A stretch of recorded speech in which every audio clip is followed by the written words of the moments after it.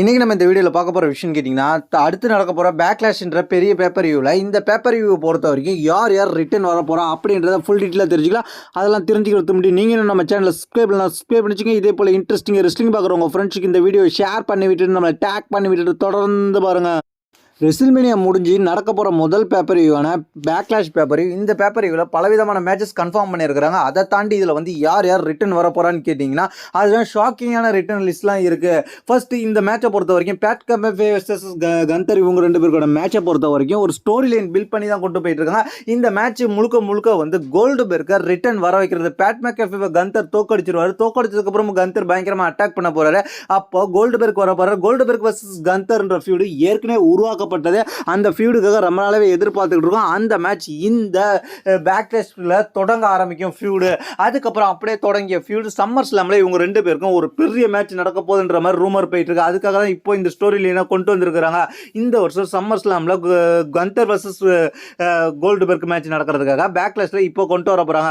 அதுக்கப்புறம் நம்ம பார்க்க போறது என்னன்னு கேட்டீங்கன்னா அடுத்து பேக்லாஷ்ல நடக்க போற இன்னொரு முக்கியமான மேட்சஸான Jey Uso versus Logan Paul இவங்களுக்கு இடையில நடக்க போற மேட்ச். இந்த மேட்சை பொறுத்த வரைக்கும் இவங்க ரெண்டு பேருக்கும் நடக்க போகிற மேட்ச்சில் ஒன் ஆஃப் த பெஸ்ட் மேட்சாக இருக்க போது.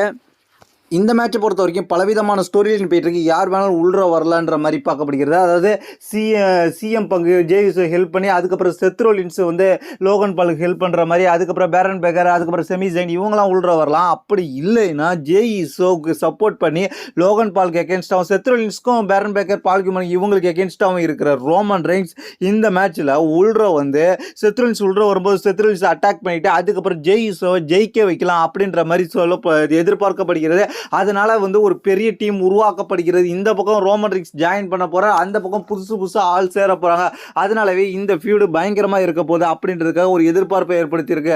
அதுக்கப்புறம் நம்ம பார்க்கக்கூடிய இன்னொரு ரிட்டர்ன் என்னன்னு கேட்டீங்கன்னா இது மெயின் ஈவெண்ட் மேட்சில் நடக்க போகுது. அந்த மெயின் ஈவெண்ட் மேட்ச் யார் யாருக்குன்னு கேட்டீங்கன்னா ஜான் சீனா வர்சஸ் ராண்டி ஆர்டன். இவங்க ரெண்டு பேருக்கும் ரெஸ்லிங் கேரியர்லேயே கடைசி மேட்ச்.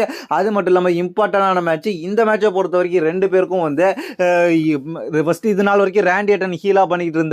இந்த கேரக்டர் இவங்க ரெண்டு பேருக்கு நடக்கும்போது இந்த வாட்டி முதல் முறையாக ஜான் சீனா ஹீல் டர்ன் பண்றாரு. அது மட்டும் இல்லாமல் இந்த மேட்சை பொறுத்த வரைக்கும் என்ன நடக்க போகுதுன்னு கேட்டீங்கன்னா ஷாக்கிங்காக ஜான் சீனாவை ஜெயிக்க வைக்கிறதுக்கு ராக்கே வரலாம். ஏன்னா ரெசில்மேனியாவில் வரல ராக் வந்து கடைசியாக எலிமினேஷன் சேம்பரில் வந்தார். அதுக்கப்புறம் வந்து ஸ்டோரி லைனில் கூட ஆட் ஆகலை.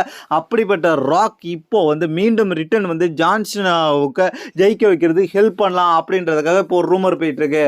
அதனால் இந்த பேக்லாஷ் பேப்பரையும் பயங்கரமான எதிர்பார்ப்பை ஏற்படுத்தியிருக்கு. இதை பற்றி உங்களுடைய கருத்து கீழே உள்ள கமெண்ட்ஸ் பண்ணுங்கள். தேங்க்ஸ் ஃபார் வாட்சிங்.